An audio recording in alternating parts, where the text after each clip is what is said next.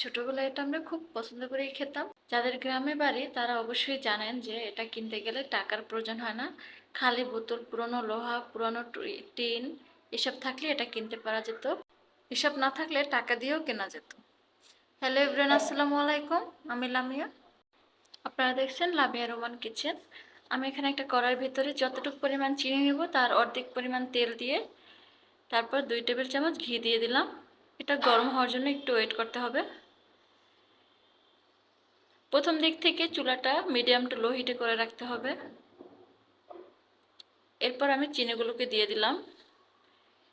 এই বাটিটার আমি 2 বাটি চিনি দিলাম। হালকা পরিমাণ পানি দিয়ে এটাকে গলিয়ে নেব যাতে ক্যারামেল হতে সুবিধা হয়। চারদিকটা অবশ্যই নেড়ে চেড়ে মিশিয়ে দিতে হবে, তা না হলে কি হবে, এক ছেটে তিতো হয়ে যেতে পারে, পুরো লালচে হয়ে। এই কাজটা অবশ্যই সময় নিয়ে আস্তে আস্তে করতে হবে, তাড়াহুড়া করলে চলবে না। নাড়াচাড়া করতে করতে একটা সময় চিনিটা মিশে তেলের সাথে মিক্স হয়ে যাবে।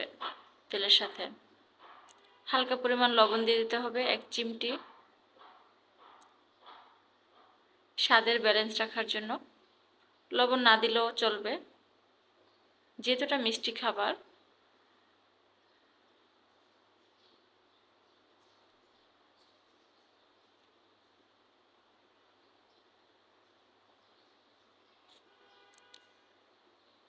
বারবার এটাকে নাড়াচাড়া করে দিতে হবে যাতে পুড়ে না যায়। অবশ্যই খেয়াল রাখতে হবে এই ব্যাপারটা।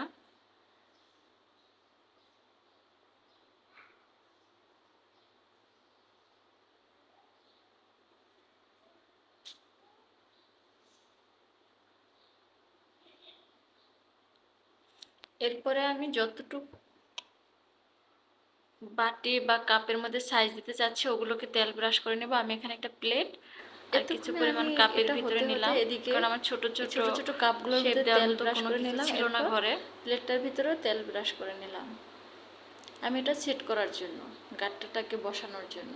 তোমাদের ঘরে যদি কেকের যে শেপ দেওয়া ছোট ছোট বক্স টাইপের কিছু থাকে তাহলে ওগুলোর ভিতরে দিতে পারো। যেহেতু এটা ছোট পয়সা আকৃতির তৈরি করতে চাচ্ছি আমি, বা গাট্টাটা আগে তোমার হাতের কাছে সবকিছু নিয়ে রেডি রাখতে হবে। তোমরা যে কোনো শেপে তৈরি করতে পারো, একটু দেরি হলে কিন্তু এটা নষ্ট হয়ে যাবে। এরপর আমি একটু করে আটা তেল ব্রাশ করে সেটার উপরে তৈরি মিশিয়ে দিতে হবে ভালোভাবে। এ পর্যায়ে হয়ে আসলে অবশ্যই লো হিটে করতে হবে।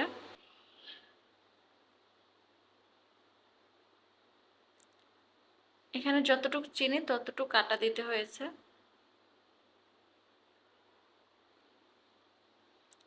এরপর নাড়াচাড়া করে মিশিয়ে ভালোভাবে একটু ভেজে নিতে হবে।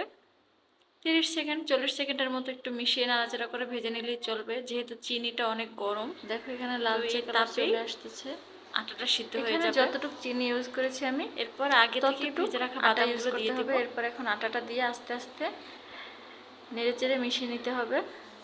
অবশ্যই লো হিটে করতে হবে এটা।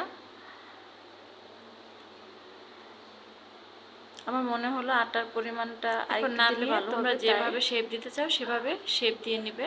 আমি পুরো আটাটা লেগেছে, এখানে যতটুকু চিনি ততটুকু আটা, একদম সমান পরিমাপের। লেড়ে চেড়ে এখানে যদি তোমাদের কাঠবাদাম, চীনাবাদাম কিছু দেওয়ার থাকে দিয়ে দিতে পারো। সব এখানে চীনাবাদাম ইউজ করব। এটাকে আমি ভেজে নিয়েছি আগে, ওয়েট করা যাবে না, আগে আমি সবগুলো দিয়ে নিচ্ছি। ভাজা চীনাবাদামটা ফ্লেভার অনেক ভালো লাগে। দেরি করলে এটা শক্ত হয়ে যাবে আর তখন ফিট করতে একটু চেষ্টা করবে চীনাবাদামটা দিয়ে দিতে। এরপর এটাকে নামিয়ে আস্তে আস্তে সেট করে নেব। দেখতে সুন্দর লাগবে না অবশ্যই চালু চালু করতে হবে, তবে খেয়াল রাখতে হবে যেন হাতের উপরে না পড়ে, তাহলে কিন্তু অবশ্যই ফোসকা পড়ে যাবে বা পুড়ে যাবে। এটা আস্তে আস্তে করলে কি হবে, শক্ত হয়ে যাবে, এটা না সেট করতে অসুবিধা হবে। আমি প্রথমে এটার ভিতরে আস্তে আস্তে একটু করে দিয়ে নিচ্ছি, তারপরে উঠে যাবে। আবার তোমরা সেট করে দিব, বুঝতে পারতেছো। চারদিক থেকে নামিয়ে দিতে হবে এটাকে আস্তে আস্তে করে। এখন আমি প্লেটটার ভিতরে সেট করে নেব। এটা খুব ইজিলি নামিয়ে চেপে চেপে খোলা যাচ্ছে। এবার আমি কাপের ভিতর থেকে তুলে ঠিক করে দিতে হবে। এখানে আগে থেকে তেল ব্রাশ করা, এই জন্য এটা চাপ দিলেই উঠে যাচ্ছে।